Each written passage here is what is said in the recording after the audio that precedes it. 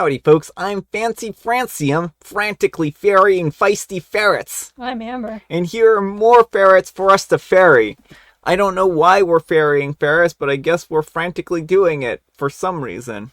Could it be because the ferrets are trying to take over the world, and if we help them, then they will allow us leniency in their new ferret world order? I think that's the case. Let's get started. Oh, and folks, before I forget, we actually have a live stream coming up on Friday, so we hope to see you there. For more details, see the end of the video. Alright, folks, our first letter is titled, Am I a jerk for telling my wife that she's overreacting when she saw me sitting with my family at the restaurant? Long story short, I've been married to my wife Natalie for 6 months. She gets along with my family, and they used to invite her to dinners at restaurants, the upscale restaurants, every week. But there was an issue.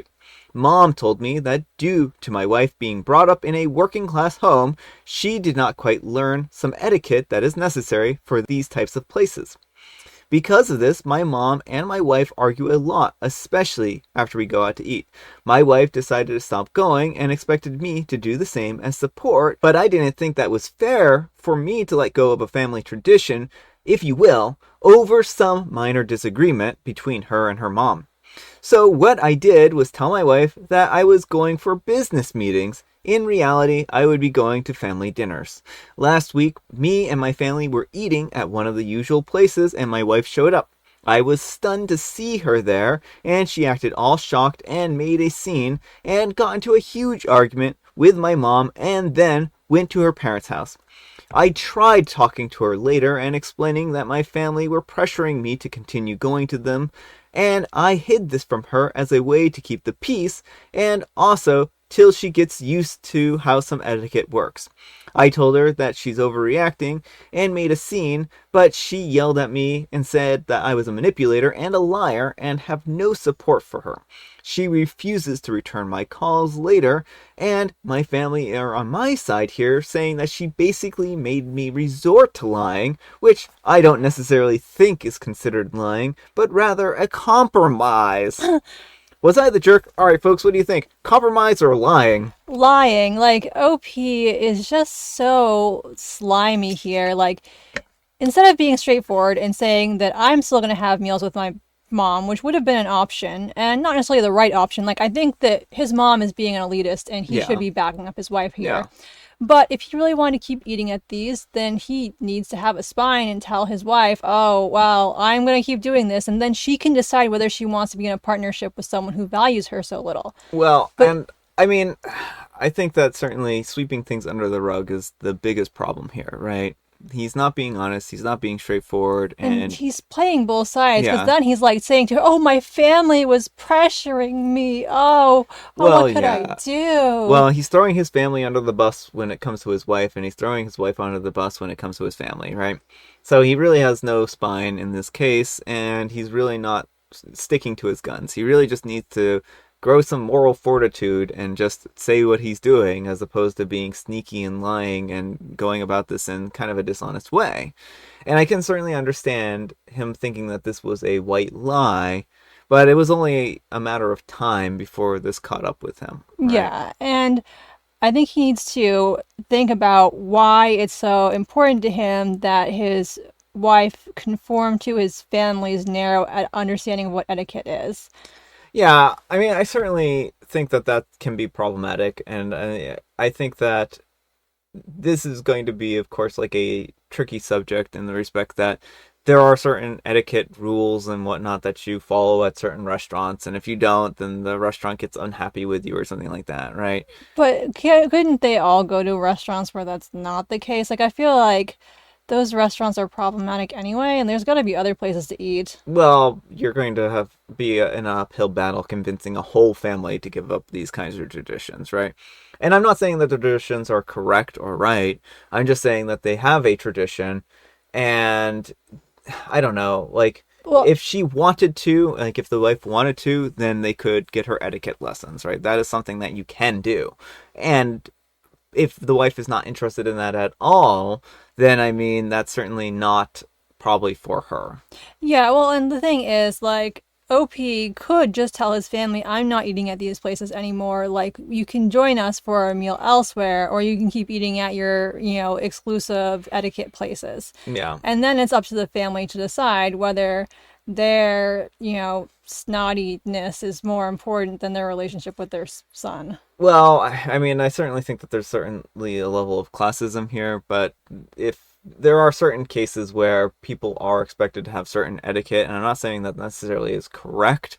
I'm just saying that sometimes in the world there are places that are like, oh, if you're going to be meeting with heads of state, for instance, you have a certain etiquette that you have to follow, and that's just kind of like a dog and pony, pomp and circumstance type of thing. I don't necessarily think it's a great way of going about life, but I mean, I don't think I'll have to worry about that anytime soon either. No. And I mean, I think treating people with basic respect and kindness is way more important than knowing what fork to use. Yeah, I mean, certainly, right? And I think that that's really what the crux of this issue is that they aren't treating her well. They're constantly fighting with her over simple matters of her not necessarily understanding. And I mean, that's hard, right? That seems like it's certainly a divide in the family at the moment. So I don't envy OP's position here. It's, I think, a delicate position to balance, right? Because you, on one hand, don't want to alienate your family, but on the other hand, you, of course, don't want to alienate your wife. Eat the rich, that's the answer. Except, I can't eat them because I'm a vegetarian, so. Well, let me know what you folks think. So anyhow, take care and good luck. And OK Job 9417 says, you're the jerk. You lied to her instead of being honest. What etiquette does she not have exactly? You and your family sound insufferable. And OP replies, so as you can see, I'm basically stuck between a rock and a hard place. I like how that answers none of the questions. Yeah, I mean, it doesn't answer any of the questions. And also OP replies, I can't tell you exactly since mom refuses to go into details about what the issue is exactly. Ooh, so it sounds like there's not even an issue. His mom is just upset that he's married to someone who's working class. Okay, I mean, this makes, like, certainly I can understand making simple mistakes at dinner, and I don't understand why you would cause a big fuss about it, but certainly if this is your mom won't even tell you what the problem is, then how can she even work towards fixing that problem, right? I mean, this seems like a clear power play by her to ostracize his wife because she doesn't think that she's good enough for her precious baby type of deal. Yeah, I mean, I think that's really what this boils down to. If I had to make a guess, she's trying to push a wedge between them, and she knows that this is going to eventually catch up with OP, and she wants it to because she wants the relationship to fail. Yeah, like, why are you okay with your mom just dodgily being like, oh, well, your wife is failing some unspoken etiquette rule. I can't tell you what it is because it doesn't exist, but trust me, she's failing it. Yeah. And Cult Queen says, you're the jerk. Quick question. Why did you marry her when you clearly don't respect or even like her? She might have grown up with less money, but at least she's not as classless and tacky as you and your family. That's embarrassing. And OP replies, I get what you're saying, and I do feel a little bit of guilt, especially looking at the comments, but I feel like it's unfair for me to suffer the consequences of their fight. To tell you the truth, if the roles were reversed, I would never tell my wife to stop going out with her family, even when I'm excluded. Alright folks, and our next letter is titled, Am I a jerk for calling the cops on the neighbor's son after he kept leaving notes outside of our house? So one of the neighbors, Jordan, age 13, lost his father recently. About a month ago, he started leaving random notes on our porch or stuck them on the front door. My husband would read what was written on them, and I've read a couple of them. They were what seems to be encouraging notes, which really didn't bother me at first, but he kept doing this. My husband thought that since the kid was going through some stuff, and since he does this with the other neighbors as well, then we should just let it go. I tried to ignore it as much as possible on many different levels, but I couldn't take it anymore. Something didn't feel right. I told him to stop, and he didn't, and so I called the cops. That was last week, while my husband was out of the house. The cops spoke to me, then Jordan, and then his mom. Although nothing came of it, Jordan's mom, my husband, and the other neighbors came at me for what I did. My husband started yelling at me, saying that I was awful and unfeeling for doing this to a grieving kid. I told him how much violated I felt, but he just kept calling me a freaking drama queen.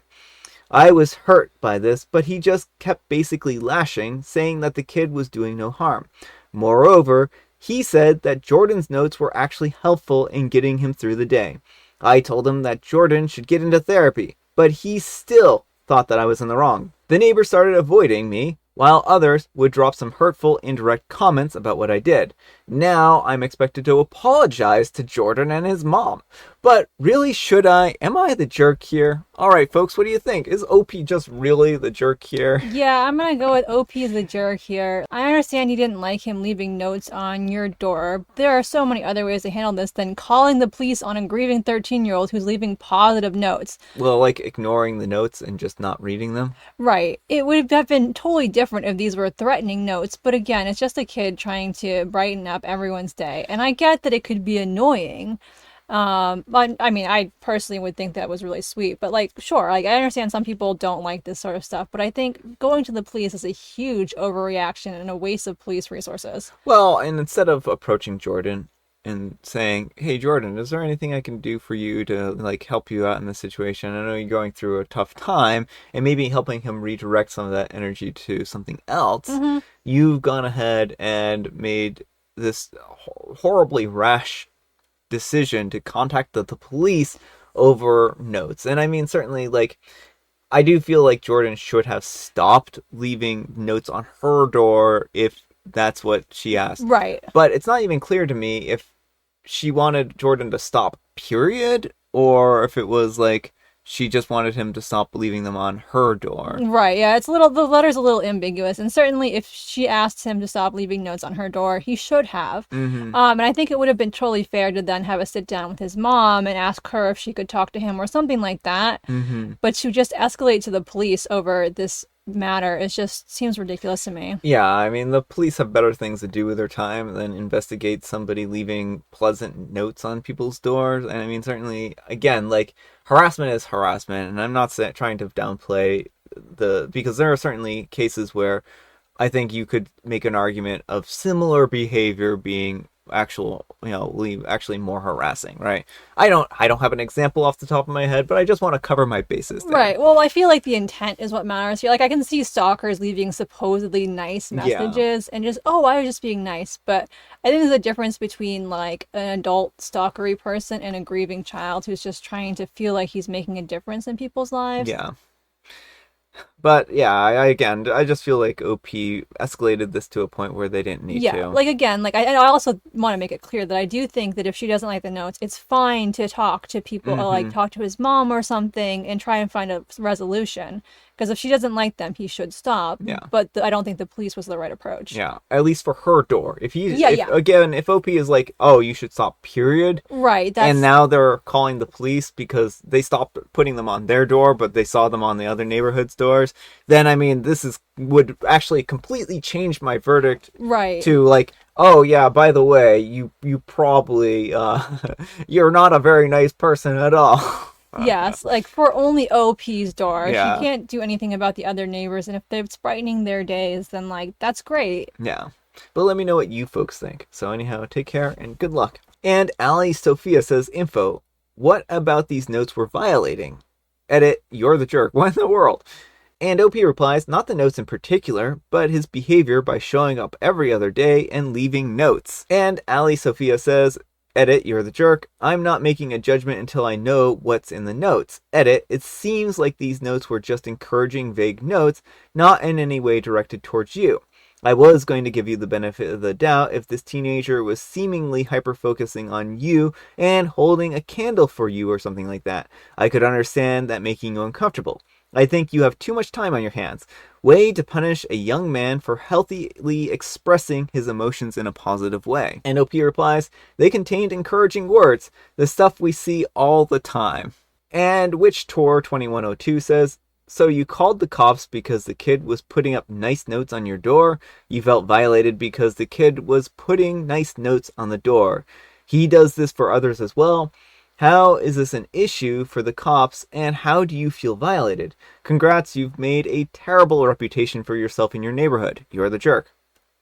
And OP replies, I don't know, I feel like it's trespassing in a way. I just don't feel comfortable with what he was doing. I can't fully explain it, but it's just how I felt. Alright, folks, it is tea time. Grab your beverages of choice. I've got some tea right here. And Amber, she has a jovial Bob sign joke. Paraphrased. I like the punchline of this one, but I don't like the joke itself, so I kind of did my own thing with it. How do monsters move from one floor to another? Oh, I can tell you exactly how monsters move from one floor to the other. They step on the house. No. Yeah.